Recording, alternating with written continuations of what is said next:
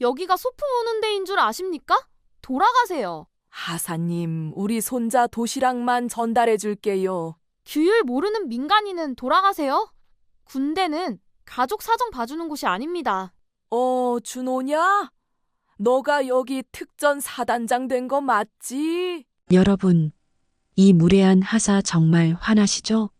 그런데 이 평범해 보이는 할머니가 누구길래 전화 한 통에 특전 사단장이 직접 달려왔을까요?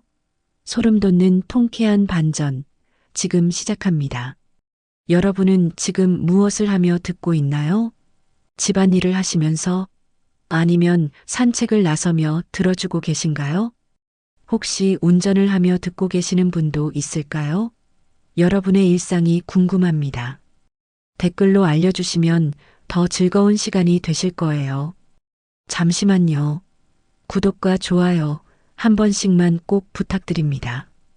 겨울 초입 새벽 5시 시골 마을 곳곳에서 첫 달구름 소리가 메아리 쳤다. 아직 해가 뜨지 않은 어둠 속에서 김순애는 이미 부엌에서 분주하게 움직이고 있었다. 72살의 그녀였지만 손놀림만큼은 여전히 날렵했다. 50년 넘게 가족을 위해 요리해온 경험이 온몸에 배어 있었다. 도윤이가 제일 좋아하는 김치볶음밥을 만들어야지. 할머니의 입가에 미소가 번졌다. 21살 손자의 얼굴이 마음속에 떠올랐다. 6살 때 처음 이 집에 왔던 그 작은 아이, 부모의 이혼으로 갈 곳을 잃어 할머니 품에 안겨 울던 그 여린 어깨가 아직도 생생했다.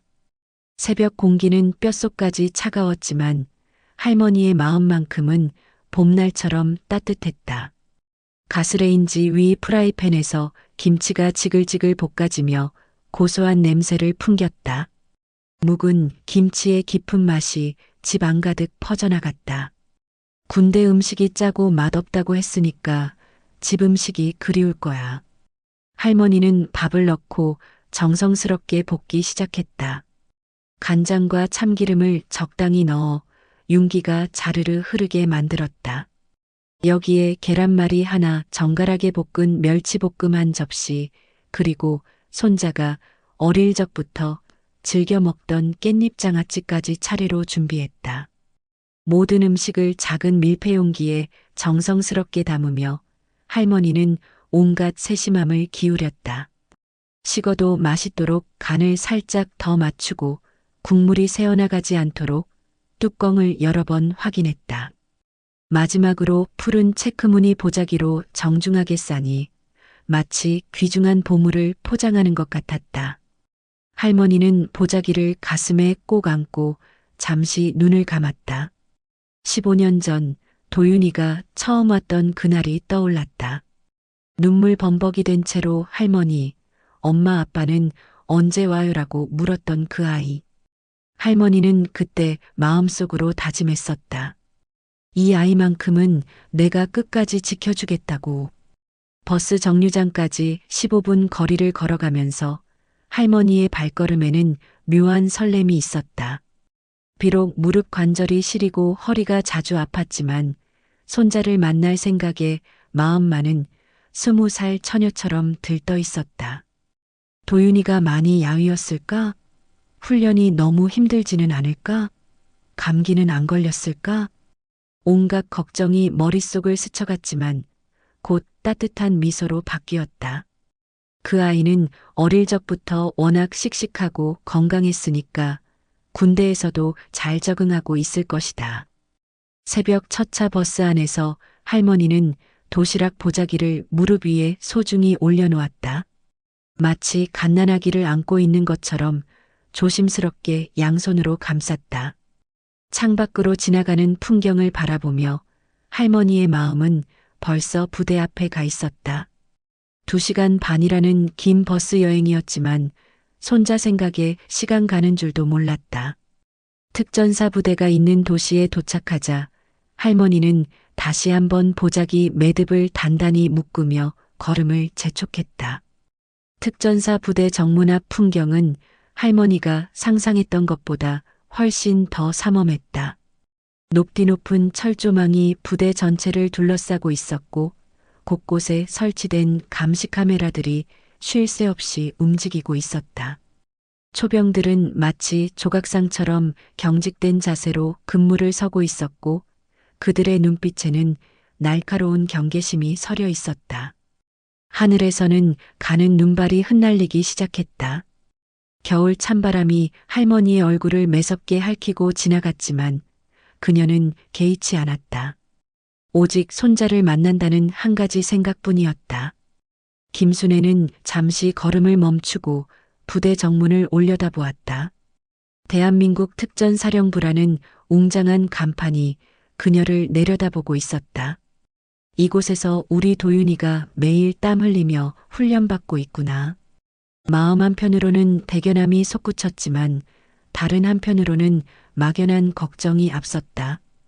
힘들지는 않을까? 아직 어린데. 밥은 제대로 먹고 있을까? 하지만 곧 고개를 저었다. 도윤이는 이제 어엿한 어른이다. 스스로 선택한 길이고 나라를 위해 복무하는 자랑스러운 일이었다.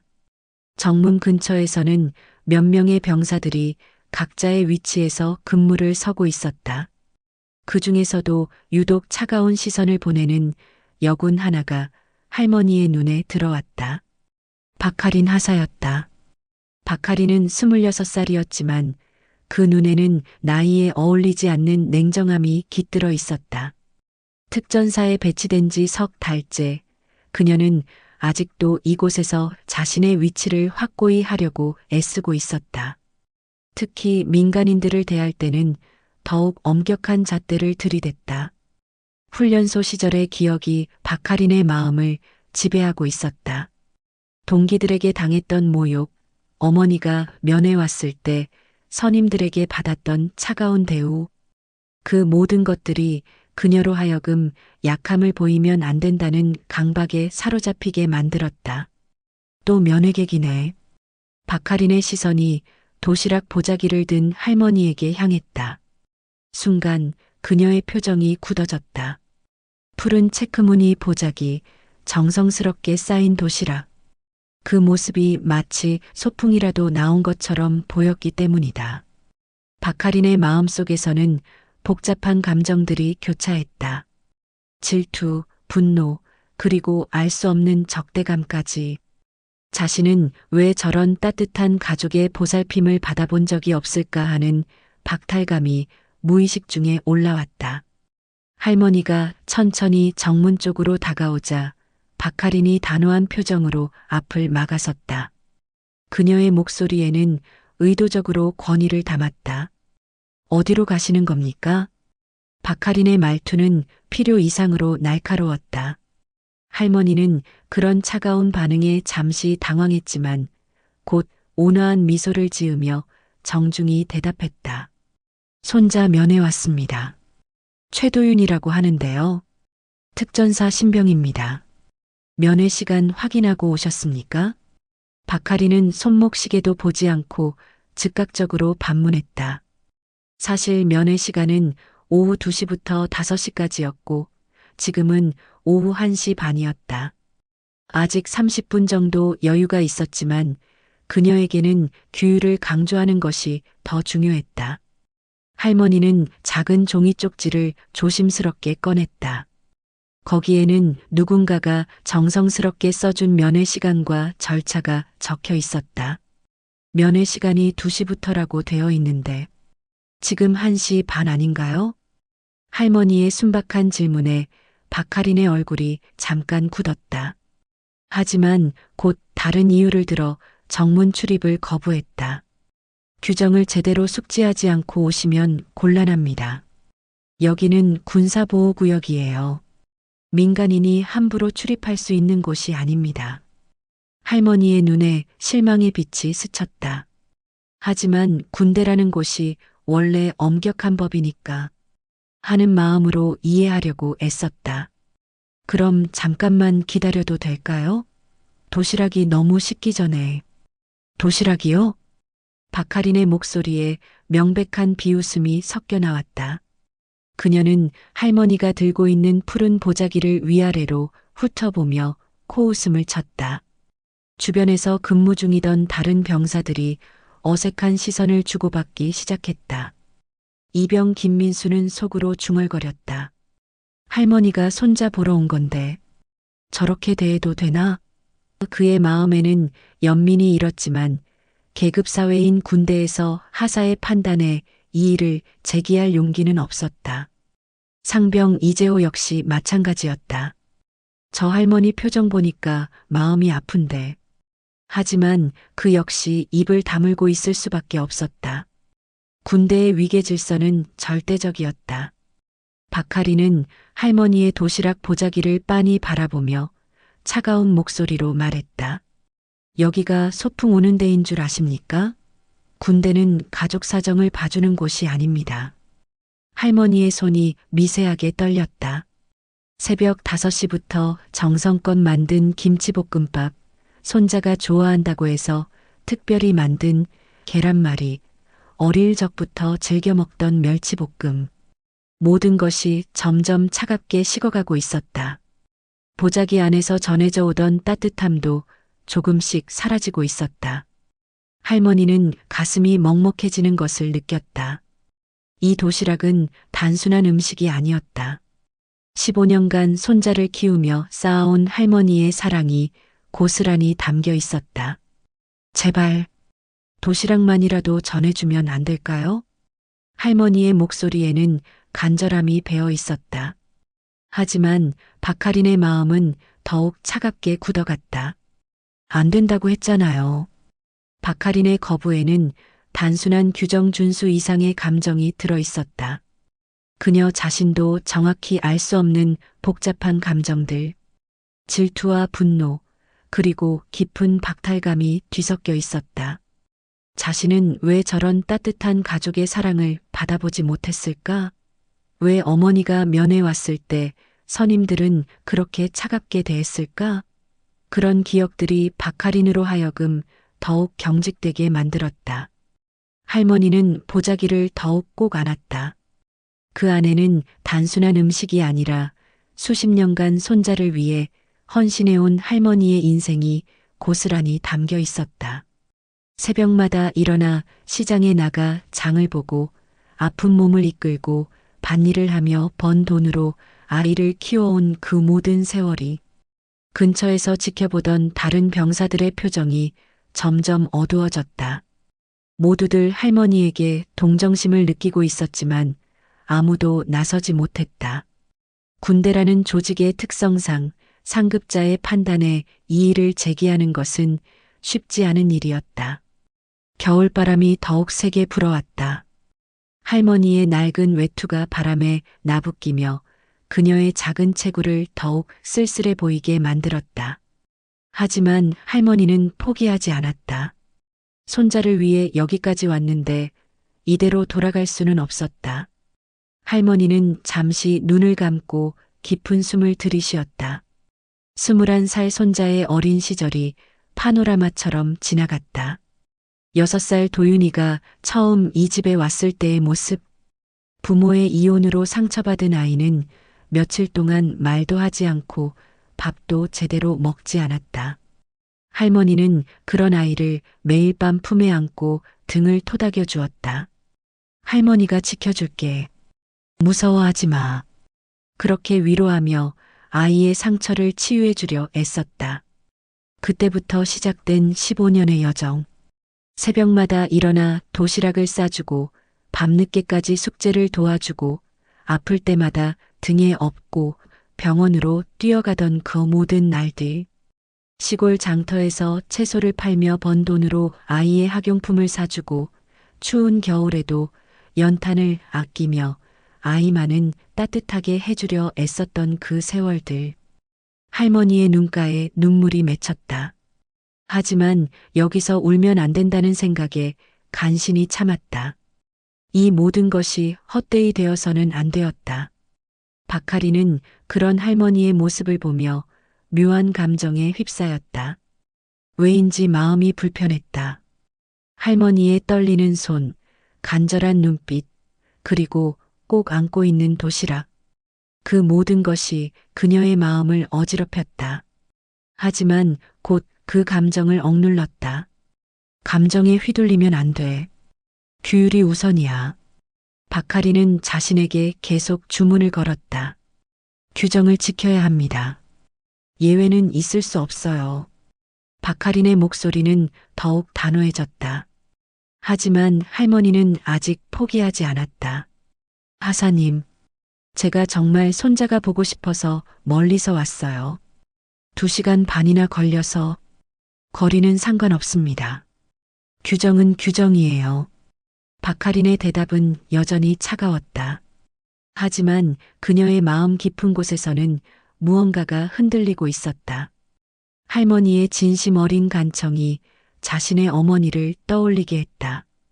훈련소에서 모욕당하며 돌아가던 어머니의 뒷모습. 아니야. 그때와는 달라. 나는 이제 강해졌어. 규율을 지키는 것이 맞아. 박하리는 자신의 흔들리는 마음을 다잡으려 애썼다. 할머니는 잠시 망설이다가 마지막 희망을 걸어보기로 했다. 낡은 핸드폰을 조심스럽게 꺼냈다. 화면에는 작은 금이 가 있었지만 여전히 작동했다. 손가락이 떨려서 번호를 누르기가 쉽지 않았다. 박하린이 그 모습을 보며 속으로 비웃었다. 설마 민원이라도 넣으려는 건가? 그래봤자 소용없을 텐데. 규정을 지킨 건데 뭐가 문제라고. 하지만 할머니는 민원 전화를 거는 것이 아니었다. 그녀의 손가락은 오래전부터 알고 있던 어떤 번호를 천천히 눌렀다. 그 번호는 할머니가 거의 외우다시피 하고 있는 번호였다. 전화벨이 울렸다. 1번, 2번. 정문 앞에 모든 사람들이 숨을 죽이고 지켜보는 가운데 3번째 신호음 후에 전화가 연결되었다. 여보세요. 할머니의 목소리는 조용했지만 정문 앞에 모든 소음을 뚫고 또렷하게 들렸다. 준호야. 나순애야. 순간 박하린의 눈썹이 살짝 올라갔다. 할머니가 누군가와 편안하게 이야기하는 모습이 의외였다. 그 목소리에는 권위나 격식이 아닌 진짜 가족 같은 친밀감이 묻어났다. 그래. 잘 지내고 있구나. 건강은 어떠니? 할머니의 목소리에는 따뜻한 정이 흘러넘쳤다. 마치 오랜 시간 떨어져 지낸 가족과 이야기하는 것 같았다. 주변 병사들이 서로 의아한 시선을 주고받기 시작했다. 이상했다. 할머니가 누구와 그렇게 친밀하게 이야기하고 있는 걸까? 내가 특전사 사단장이 된 거 맞지? 그 순간 정문 앞의 공기가 완전히 얼어붙었다. 박하린의 얼굴에서 모든 혈색이 빠져나갔다. 사단장? 설마? 정말로? 주변 병사들도 입을 다물지 못했다. 김민수와 이재호의 눈이 동그랗게 커졌다. 할머니가 사단장과 개인적으로 아는 사이라니. 그래. 내 부대 앞에서 지금 이런 일이 벌어지고 있다. 할머니의 목소리는 여전히 차분했지만 그 안에는 깊은 실망과 슬픔이 담겨 있었다. 전화를 끊은 후 정문 앞에는 무거운 침묵이 흘렀다.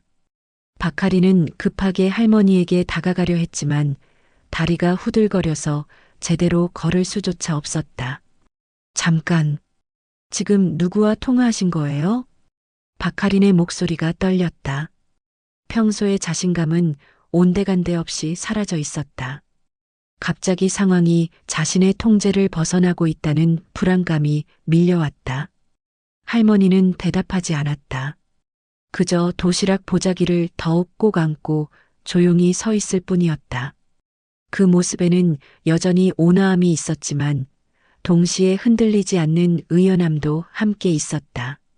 주변 병사들의 시선이 모두 집중되기 시작했다. 뭔가 심상치 않은 일이 벌어지고 있다는 것을 모두가 느끼고 있었다. 정문 근처의 공기가 팽팽하게 긴장되었다. 김민수가 작은 목소리로 동료에게 속삭였다. 설마 정말 사단장님과 아는 사이일까? 이재호도 고개를 저으며 대답했다. 그럴 리가. 하지만 뭔가 이상해. 박하린의 가슴이 두근거리기 시작했다.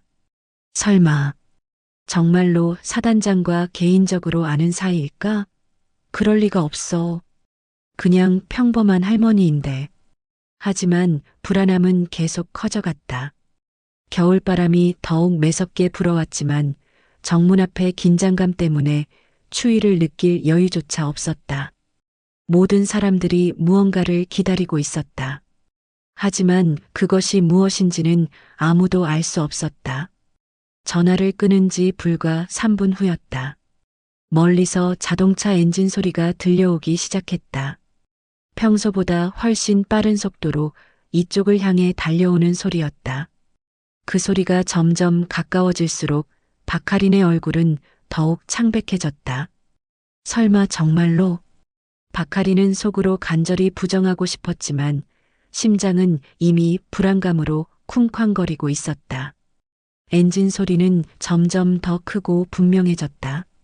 그리고 마침내 검은색 지프 한 대가 부대 정문 앞 도로를 따라 급속도로 접근해 왔다. 차량의 속도로 봐서는 평상시보다 훨씬 급한 상황인 것이 분명했다. 지프가 정문 앞에 급정거하자 타이어에서 타는 냄새가 났다. 차 문이 벌컥 열리면서 특전사 복장을 한 명의 장교가 성큼성큼 내려왔다. 키가 크고 어깨가 넓은 그는 걸음걸이부터가 예사롭지 않았다. 수십 년간 군복무를 해온 베테랑 특유의 카리스마가 온몸에서 뿜어져 나왔다. 이준호 소장이었다. 정문 근무자들이 얼른 바로 서서 일제히 거수 경례를 올렸다. 사단장님 경례. 하지만 이준호의 시선은 경례하는 병사들에게 향하지 않았다. 오직 할머니에게만 집중되어 있었다. 그는 대답도 하지 않고 큰 걸음으로 할머니 앞으로 곧장 다가갔다. 박하린은 그 모습을 보며 온몸이 얼어붙는 것을 느꼈다. 정말로 사단장이 직접 온 것이었다. 그것도 이렇게 급하게. 이준호는 할머니 앞에서 멈춰서더니 깊숙이 허리를 구부려 정중한 인사를 올렸다. 주변 병사들이 모두 경악하는 표정을 지었다. 사단장이 민간인에게 그렇게 깍듯하게 인사하는 것은 누구도 본 적이 없는 일이었다. 순애 누나, 이렇게 추운 날 멀리서 찾아와 주셔서 정말 감사합니다. 그의 목소리에는 진심 어린 존경과 반가움이 가득 담겨 있었다. 격식적인 대우가 아니라 진짜 가족을 대하는 것 같은 따뜻함이 있었다. 준호야, 참 많이 컸구나. 어릴 때 생각이 나네. 할머니의 목소리는 여전히 따뜻했다. 마치 오랫동안 보지 못했던 조카를 만난 것처럼 자연스럽고 정겨웠다. 박하리는 그 대화를 들으며 머리가 하얘졌다. 사단장이 할머니를 누나라고 부르다니. 그리고 할머니는 사단장을 마치 어릴 적부터 알고 지낸 것처럼 대하고 있었다. 이준호는 할머니의 손에 들린 도시락 보자기를 보는 순간 표정이 급변했다. 온화했던 얼굴에 차가운 분노가 스며들기 시작했다. 누가 감히. 그의 시선이 천천히 주변을 둘러보다가 박하린에게 멈춰섰다. 박하린은 그 시선을 받는 순간 무릎이 후들거렸다. 사단장의 눈에서 뿜어져 나오는 차가운 분노가 그녀를 관통했다. 누가 감히 이분을 이렇게 대했는가? 이준호의 목소리는 얼음장처럼 차가웠다.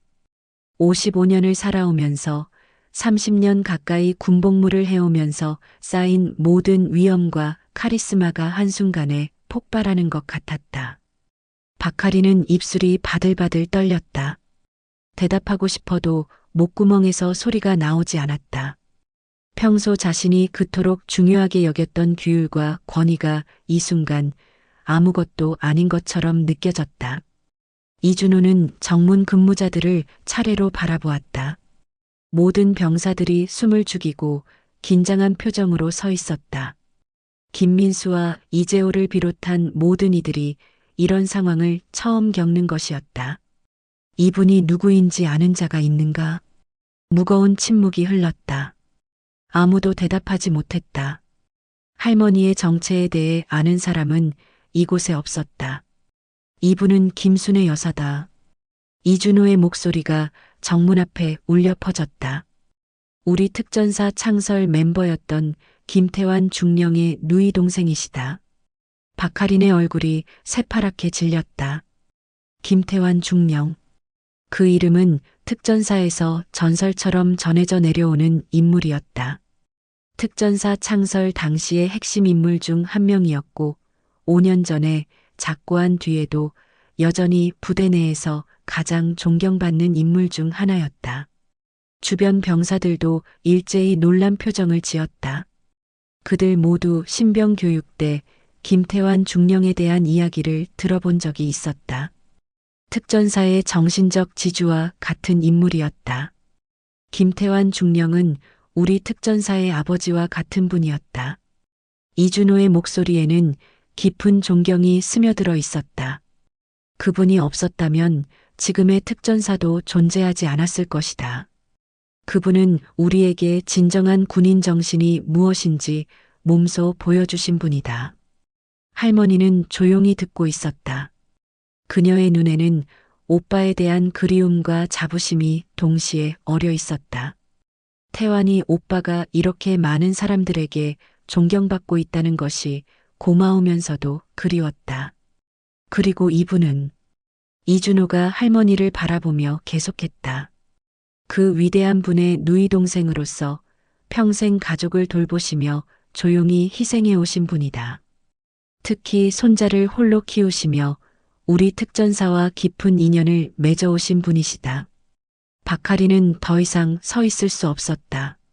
자신이 얼마나 큰 실수를 했는지, 얼마나 무지하고 오만했는지 온몸으로 깨닫고 있었다.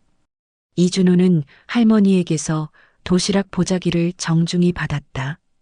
그리고는 두 손으로 소중히 받들며 거수 경례를 올렸다.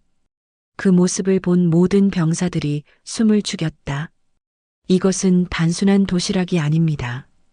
이준호의 목소리가 정문 앞 전체에 울려 퍼졌다. 이것은 가족의 사랑이고 희생이며 헌신입니다. 이것은 우리가 목숨을 걸고 지켜야 할 가장 소중한 가치입니다. 그의 목소리에는 깊은 감동과 확신이 담겨 있었다. 우리 특전사의 존재 이유가 바로 이것입니다. 이런 사랑을 지키기 위해, 이런 희생을 보호하기 위해, 이런 헌신을 받들기 위해 우리가 있는 것입니다. 박하리는 더 이상 견딜 수 없었다. 그녀의 온몸이 떨렸고 다리에서는 힘이 빠져나갔다. 자신이 얼마나 어리석었는지, 얼마나 큰 잘못을 저질렀는지 뼛속 깊이 깨닫고 있었다. 박하린 하사. 이준호의 차가운 목소리가 그녀의 이름을 불렀다. 예, 예.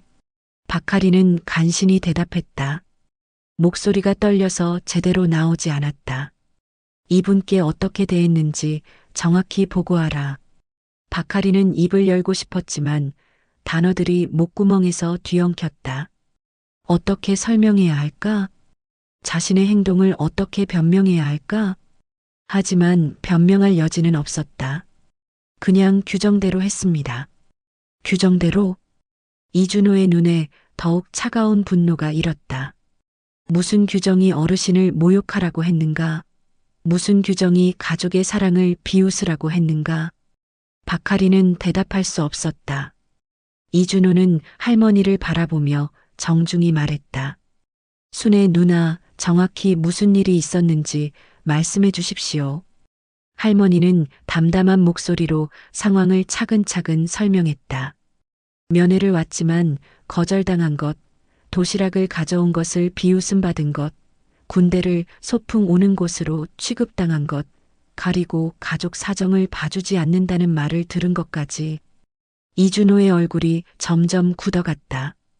그가 박하린을 바라보는 시선에는 실망과 분노, 그리고 깊은 안타까움이 가득했다. 박하린 하사, 이제 이분이 누구인지 알겠는가? 예, 알겠습니다. 박하린의 대답은 거의 속삭임에 가까웠다. 그렇다면 내가 한 행동이 얼마나 잘못된 것이었는지도 알겠지? 예, 정말 죄송합니다. 박하린의 눈에서 눈물이 흘러내렸다. 그동안 자신이 생각해온 모든 가치관이 무너져 내리고 있었다.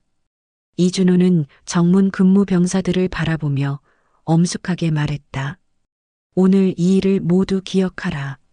우리가 진정으로 지켜야 할 것이 무엇인지, 존경해야 할 것이 무엇인지 절대 잊지 마라. 예, 사단장님. 병사들의 대답이 하나로 모아졌다. 모두의 마음에 깊은 감동과 반성이 일어나고 있었다. 이준호는 다시 박하린을 바라보며 계속했다. 특전사 장병이라면 우리 부대의 역사와 정신을 알아야 한다. 창설 멤버들의 희생을 기억해야 하고 그 가족들의 헌신을 존중해야 한다. 그것이 진정한 군기다. 박하린은 고개를 푹 숙였다. 자신이 그동안 얼마나 무지했는지, 얼마나 잘못된 생각을 하고 있었는지 뼈저리게 느끼고 있었다. 진정한 군기는 강한 자가 약한 자를 보호하는 것이다. 국민을 존중하고 섬기는 것이다. 특히 우리 같은 최정예 부대일수록 더욱 그래야 한다. 이준호의 말에 모든 병사들이 깊이 공감했다. 이준호는 다시 할머니를 바라보며 깊이 고개를 숙였다. 순애 누나, 정말 죄송합니다. 이런 일이 우리 부대에서 일어나다니. 제가 교육을 제대로 못했습니다. 괜찮다, 준호야. 할머니의 목소리는 여전히 따뜻했다. 그녀는 눈물을 흘리며 서 있는 박하린을 바라보며 부드럽게 말했다. 저 아가씨도 모르고 한 일이겠지. 나쁜 마음이 있어서 그런 건 아닐 거야. 할머니의 너그러운 말에 박하린이 더욱 울음을 터뜨렸다. 자신을 그렇게 모욕했는데도 이렇게 따뜻하게 이해해주다니.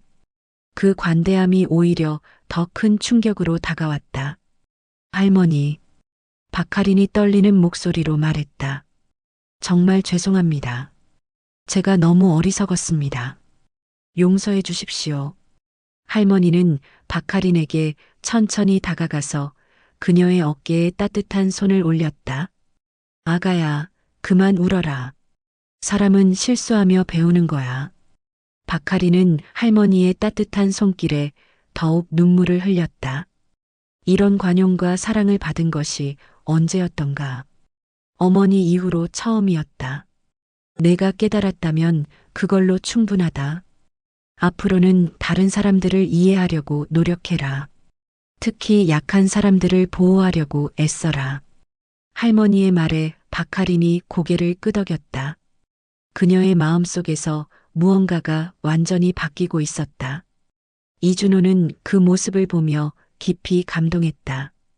이것이야말로 진정한 교육이었다. 처벌이나 질책보다는 이해와 관용, 분노보다는 사랑. 도윤이를 불러오겠습니다. 할머니와 함께 따뜻한 시간을 보내시기 바랍니다. 이준호의 말에 할머니의 얼굴에 환한 미소가 떠올랐다. 고맙다, 준호야. 내가 이 부대를 참 잘 이끌고 있구나. 아닙니다. 오늘 누나께서 저희에게 정말 소중한 가르침을 주셨습니다. 이준호는 진심으로 말했다. 잠시 후 최도윤이 숨을 헐떡이며 뛰어나왔다. 연락을 받고 급히 달려온 것이었다. 21살이.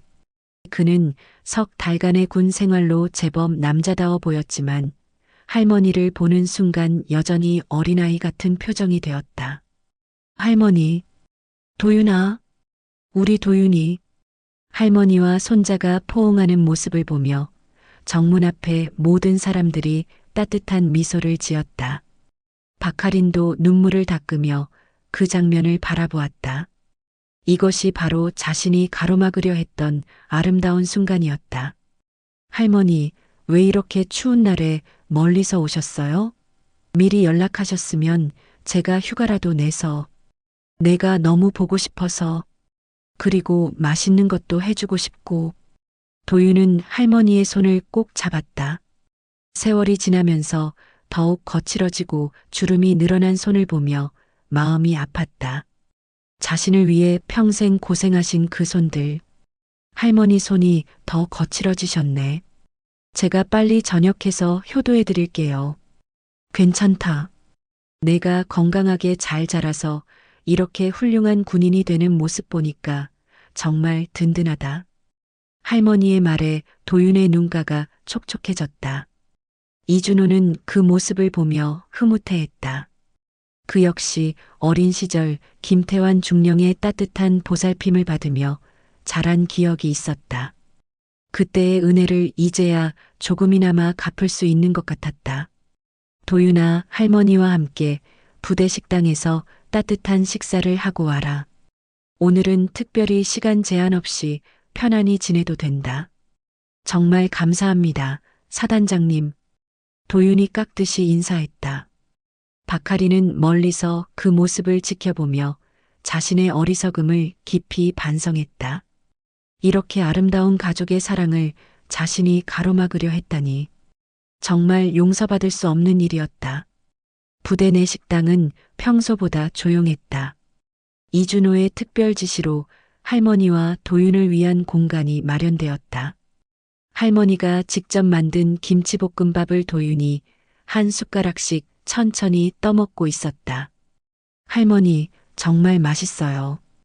역시 할머니가 만든 김치볶음밥이 세상에서 제일 맛있어요. 그래, 새벽부터 만들었는데 식지 않아서 다행이다. 할머니는 손자가 맛있게 먹는 모습을 보며 세상에서 가장 행복한 표정을 지었다. 이것이 바로 자신이 평생 바라던 모든 것이었다.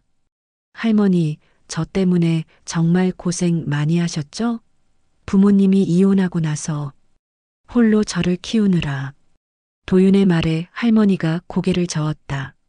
무슨 소리야? 내가 이렇게 건강하고 착하게 잘 자라줘서 할머니는 정말 고마울 뿐이다. 도윤아. 할머니가 손자의 말을 부드럽게 끊었다. 할머니에게는 내가 세상에서 가장 소중한 보물이야. 너 하나만 잘 키우면 할머니 인생은 성공한 거야. 할머니의 진심 어린 말에 도윤의 눈에 눈물이 맺혔다. 처음에는 참 걱정이 많았지. 내가 말도 안 하고 밥도 제대로 안 먹어서. 하지만 시간이 지나면서 점점 밝아지더구나. 할머니는 옛날을 회상하며 말했다. 초등학교 입학할 때는 할머니가 더 떨렸어. 다른 아이들이 놀리면 어떻게 하나 싶어서. 그때 할머니가 매일 학교까지 데려다 주셨죠. 비가 와도 눈이 와도. 도윤도 어린 시절을 떠올리며 미소를 지었다. 그리고 중학교 때 제가 싸움에 휘말렸을 때도 할머니가 직접 학교에 오셔서 해결해 주셨고, 그때는 정말 화가 났었지. 우리 도윤이를 누가 감히. 할머니와 손자의 따뜻한 대화가 계속되었다. 15년간 쌓인 추억들이 하나씩 되살아났다. 힘들었던 순간들도 있었지만 그 모든 것이 지금의 아름다운 순간을 만들어낸 소중한 과정이었다. 한편 박하리는 자신의 숙소에서 깊은 성찰에 빠져 있었다. 오늘 일어난 모든 일들이 머릿속에서 계속 맴돌았다. 할머니의 떨리는 손, 간절한 눈빛, 그리고 자신을 향한 따뜻한 용서. 내가 정말 잘못 생각하고 있었구나. 박하리는 자신이 그동안 품고 있던 신념들을 하나씩 되돌아보기 시작했다. 강한 것만이 살아남는다는 생각, 약함을 보이면 안 된다는 강박, 규율이 모든 것에 우선한다는 편견. 하지만 오늘 할머니를 보면서 완전히 새로운 깨달음을 얻었다. 진정한 강함은 전혀 다른 곳에 있었다. 할머니는 자신을 모욕한 박하린에게도 따뜻하게 대해주었다. 그것이야말로 진정한 강함이었다. 복수하거나 분노하는 것이 아니라 이해하고 용서하는 것. 남을 짓밟는 것이 아니라 보호하고 품어주는 것. 그것이 진짜 강한 사람의 모습이었다. 박하리는 훈련소 시절을 다시 떠올렸다. 그때 자신을 괴롭혔던 선임들. 그들이 정말 강한 사람들이었을까? 아니다. 그들은 단순히 약한 사람을 괴롭히는 비겁한 사람들이었을 뿐이다. 진정한 군기는 약한 사람을 보호하는 것이구나. 시민을 존중하는 것이구나. 박하린의 마음속에서 무언가가 근본적으로 바뀌기 시작했다. 오랫동안 자신을 지배해왔던 잘못된 신념들이 하나씩 무너져 내렸다. 그리고 그 자리에 새로운 가치관이 자리 잡기 시작했다. 그녀는 거울 앞에 서서 자신을 바라보았다. 나는 어떤 군인이 될 것인가? 어떤 사람이 될 것인가? 박하리는 마음속으로 단단히 결심했다.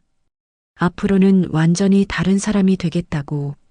할머니가 보여준 진정한 강함을 배우겠다고. 약한 사람들을 보호하는 진정한 군인이 되겠다고. 이준호는 자신의 사무실에서 김태환 중령의 사진을 오랫동안 바라보고 있었다. 흑백 사진 속에 그는 젊고 의연한 모습이었다. 특전사 창설 당시의 열정과 사명감이 그 눈빛에서 여전히 느껴졌다. 형님, 오늘 순의 누나를 뵈었습니다. 정말 오랜만이었어요. 이준호의 마음속에는 깊은 그리움과 존경이 자리하고 있었다. 김태환 중령은 단순한 상급자가 아니라 인생의 진정한 스승이었다. 특전사 창설 당시 김태환 중령은 항상 이런 말을 했었다. 준호야, 군인의 진정한 적은 전쟁터에 있는 적군이 아니야. 우리 마음 안에 있는 오만과 편견, 그리고 약자를 무시하는 마음이 진짜 적이지. 그것을 이겨내는 자만이 진정한 전사가 될 수 있어. 그때는 무슨 말인지 완전히 이해하지 못했었다. 하지만 지금은 그 말의 깊은 뜻을 알 것 같았다. 오늘 박하린이 보여준 모습이 바로 김태환 중령이 경계했던 그 모습이었다. 편견과 오만이 얼마나 무서운 것인지, 그것이 어떻게 사람을 눈멀게 만드는지 오늘의 일로 뼈저리게 느꼈다. 이준호는 부대 전체를 위한 특별 교육을 계획하기 시작했다. 오늘의 일을 교훈으로 삼아 모든 장병들이 진정한 군인 정신을 배울 수 있도록, 김태환 중령의 가르침을 후배들에게 전해줄 수 있도록. 형님, 오늘 제가 누나를 제대로 모시지 못해서 정말 죄송합니다. 하지만 이 일을 계기로 우리 부대가 더욱 발전할 수 있을 것 같습니다. 이준호는 마음속으로 김태환 중령에게 다짐했다. 앞으로는 절대 이런 일이 일어나지 않도록 모든 장병들이 시민을 존중하는 마음을 갖도록 최선을 다하겠다고. 그날 저녁 부대 전체 장병들이 모인 가운데 특별 교육이 실시되었다. 이준호가 직접 나서서 오늘의 일을 상세히 설명했다. 오늘 우리 부대에 매우 특별한 분이 오셨습니다. 김순애 여사님이십니다. 장병들이 모두 진지한 표정으로 듣고 있었다. 여사님은 우리 특전사 창설 멤버이신 김태환 중령의 누이 동생이십니다. 그리고 평생을 희생하며 가족을 돌보신 분이죠. 이준호는 김태환 중령의 이야기부터 시작해서 할머니가 손자를 키우며 겪은 고난들, 그리고 오늘 정문에서 일어난 일까지 자세히 설명했다. 하지만 오늘 그 소중한 분께서 우리 부대 정문에서 모욕을 당했습니다. 장병들의 표정이 어두워졌다. 모두들 충격을 받는 것 같았다. 이것은 단순한 개인의 실수가 아닙니다. 우리 모두가 깊이 반성해야 할 문제입니다. 이준호의 목소리에는 깊은 무게감이 실려 있었다.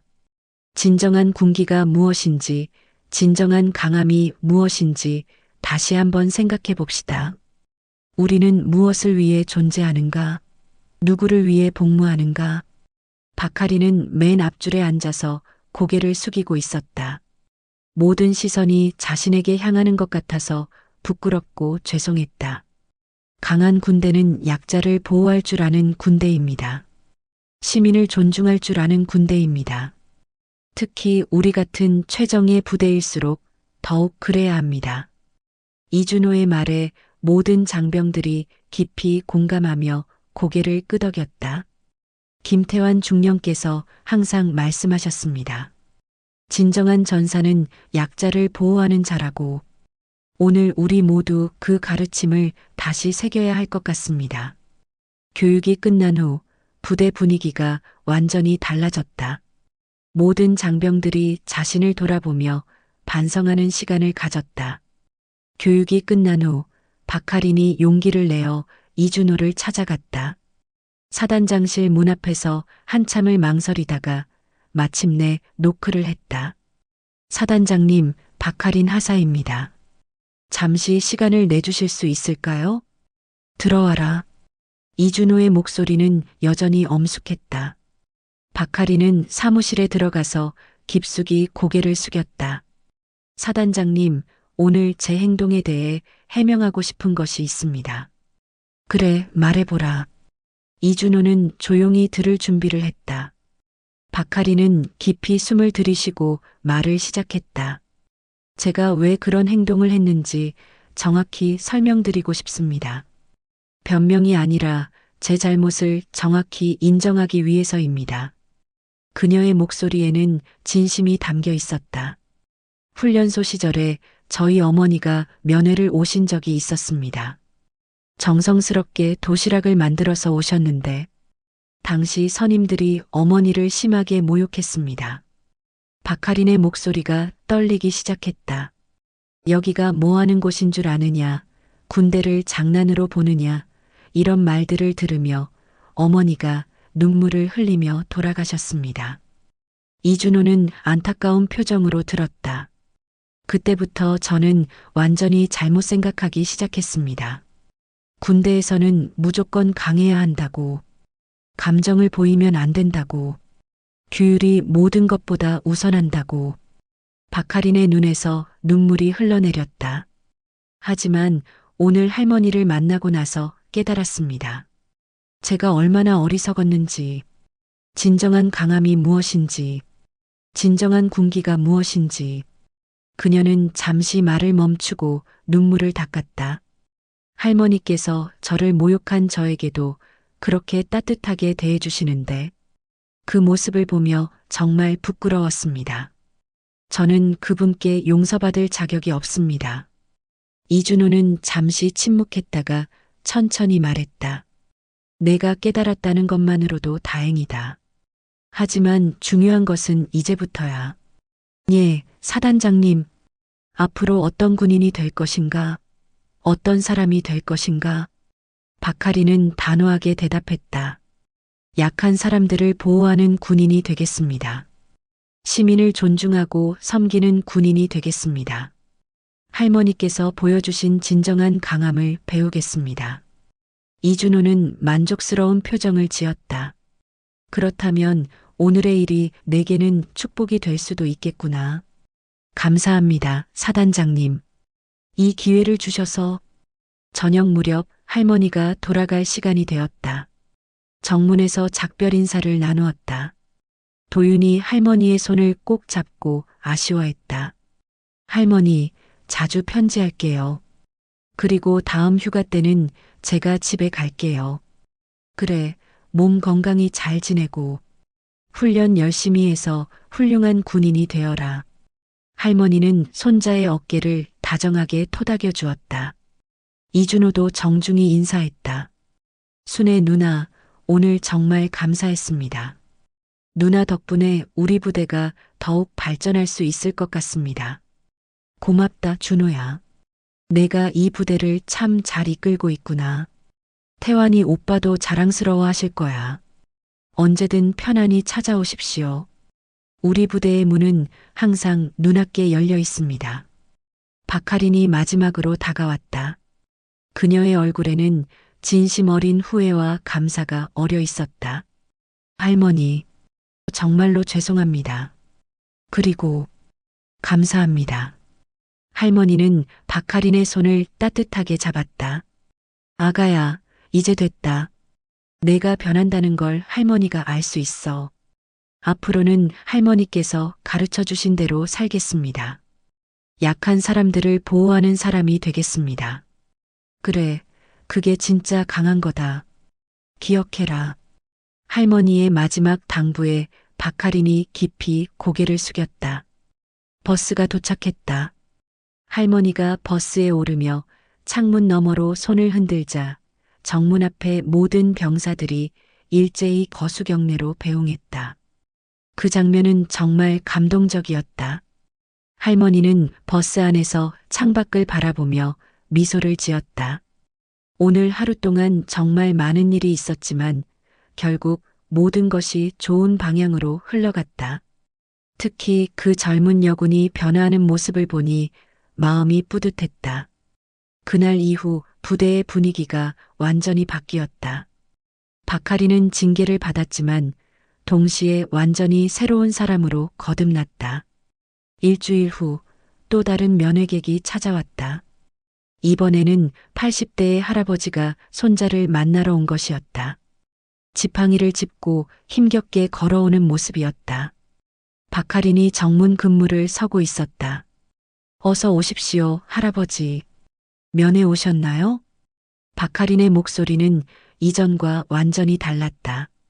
정중하고 따뜻했으며 진심 어린 존경이 담겨 있었다. 네, 손자 김영우를 보러 왔습니다. 성함과 관계를 확인해 드리겠습니다. 의자에 앉아서 잠시만 기다려 주십시오. 박하리는 할아버지를 위해 의자를 가져다 드렸다. 그리고는 신속하고 친절하게 면회 절차를 진행했다. 추운 날씨에 멀리서 오시느라 고생 많으셨습니다. 따뜻한 차라도 한 잔 드실까요? 박하린의 세심한 배려에 할아버지가 감동했다. 고맙습니다, 하사님. 이렇게 친절하게 해주시니 당연한 일입니다. 저희가 지켜야 할 소중한 분이십니다.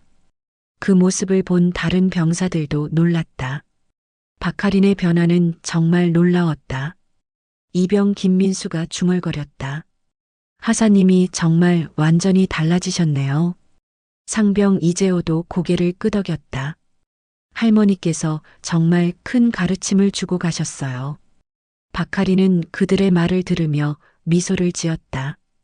변화는 어려운 것이 아니었다. 마음만 바뀌면 되는 일이었다. 도윤도 할머니와의 만남 이후 더욱 성실하고 의미 있는 군 생활을 하기 시작했다.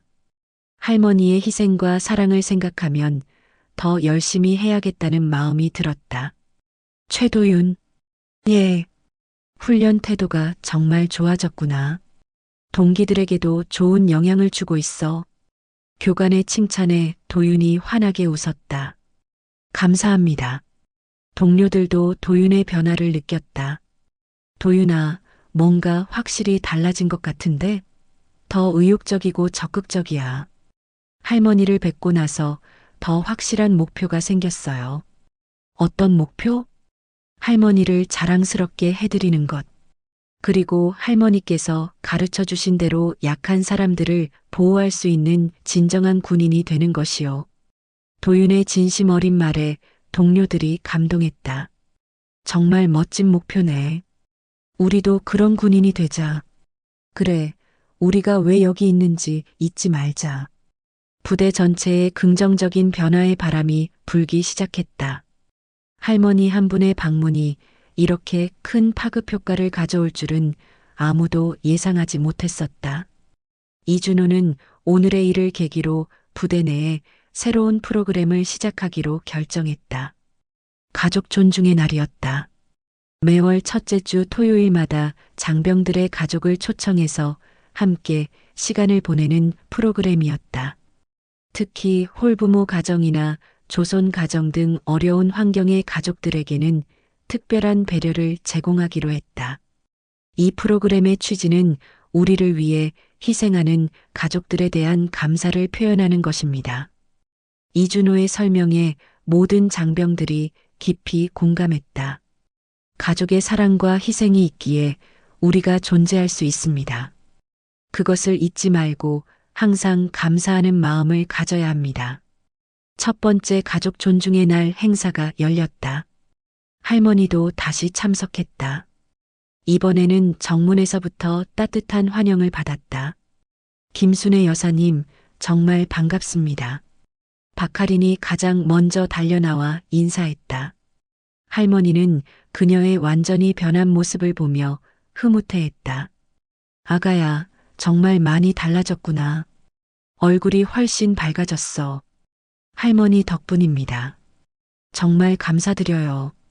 박하린의 진심 어린 인사에 할머니가 만족스러운 미소를 지었다. 행사장에서는 다양한 가족들이 모여 있었다. 모두가 서로를 이해하고 존중하는 따뜻한 분위기였다. 할머니는 다른 가족들과도 자연스럽게 대화를 나누었다. 손자 키우시느라 정말 고생이 많으시죠? 다른 할머니가 말했다. 서로 고생이죠. 하지만 이렇게 건강하게 잘 자라주니까 보람있어요. 맞아요. 우리가 힘들어도 아이들이 잘 되는 걸 보면 정말 뿌듯해요. 가족들 간의 공감대가 형성되고 있었다. 이준호는 그 모습을 보며 뿌듯해했다. 행사가 끝난 후 이준호는 할머니와 개인적인 대화 시간을 가졌다. 순애 누나, 오늘 어떠셨어요? 정말 좋았다. 이런 자리가 있으니까 가족들이 얼마나 든든하겠어. 할머니의 말에 이준호가 깊이 고개를 끄덕였다. 모든 것이 누나 덕분입니다. 그날 일이 우리 부대를 완전히 바꿔놓았어요. 내가 뭘 했다고. 그냥 손잡으러 온 것뿐인데. 아닙니다. 누나께서 우리에게 정말 중요한 것이 무엇인지 깨닫게 해주셨어요. 이준호는 창밖을 바라보며 말했다. 태환 형님이 살아계셨다면 정말 자랑스러워 하셨을 거예요. 태환이 이야기. 할머니의 눈에 그리움이 스쳤다. 형님은 항상 말씀하셨어요. 진정한 군인은 약자를 보호하는 사람이라고. 오늘 우리 부대가 그 가르침을 실천하고 있는 것 같습니다. 그 말이 맞다. 준호야, 내가 그걸 잘 실천하고 있구나. 할머니와 이준호는 잠시 침묵했다. 두 사람 모두 김태환 중령을 그리워하며 동시에 그의 뜻을 이어가고 있다는 자부심을 느끼고 있었다. 시간이 흘러 도윤이 전역할 시기가 다가왔다. 2년간의 군복무를 마치고 사회로 나가는 것이었다. 저녁식 당일 할머니가 다시 부대를 찾았다. 이번에는 손자의 마지막 순간을 함께하기 위해서였다. 최도윤, 2년간 정말 고생 많았다. 이준호가 직접 저녁 증서를 수여했다. 감사합니다, 사단장님. 정말 많은 것을 배웠습니다. 도윤은 깊이 인사했다. 2년간 많은 것을 배우고 성장했다.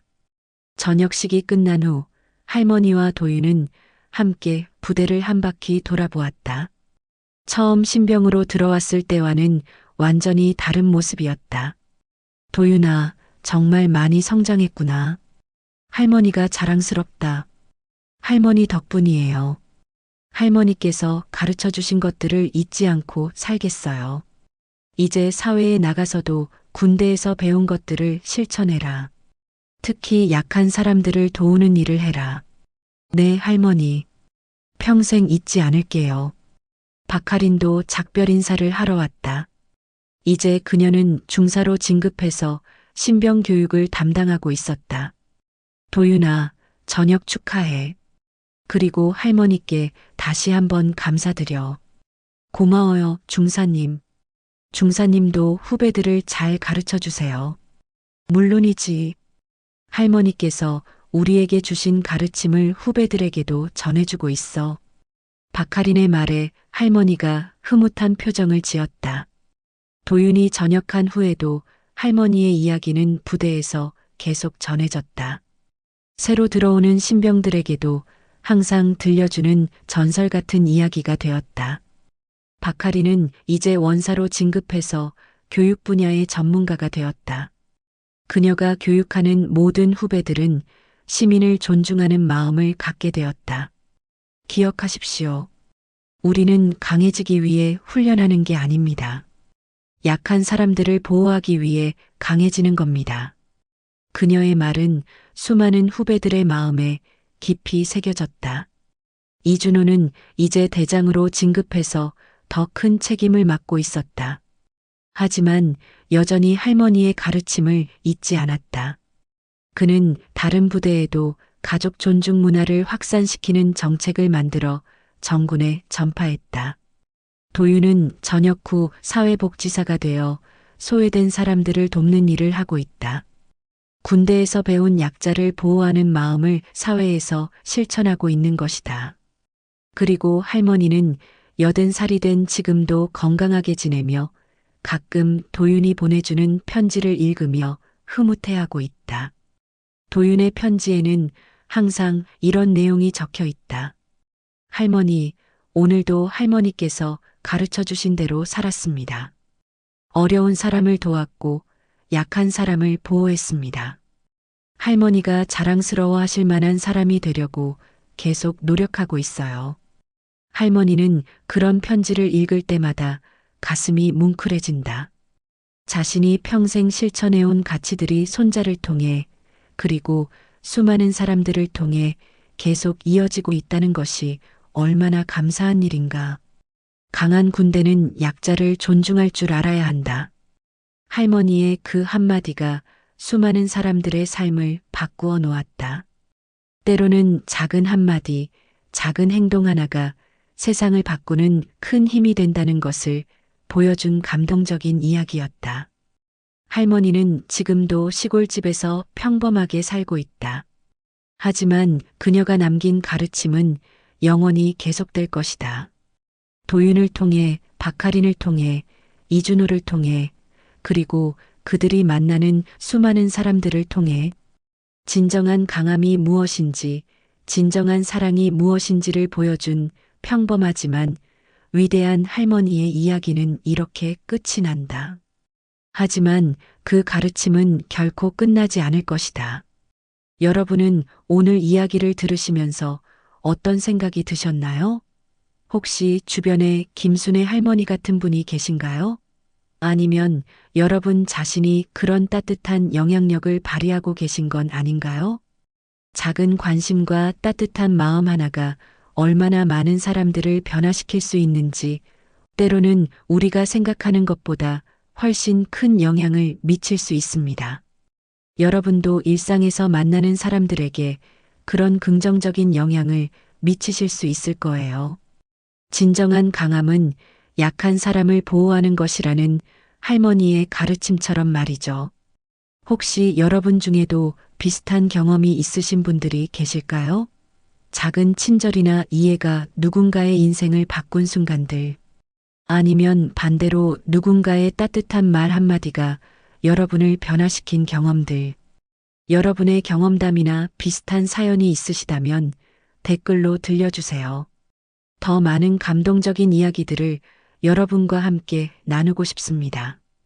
다음에도 여러분의 마음을 따뜻하게 만들어 드릴 수 있는 더 좋은 이야기로 찾아뵙겠습니다. 오늘도 들어주셔서 정말 감사합니다. 감사합니다. 감사합니다. 감사합니다. 감사합니다.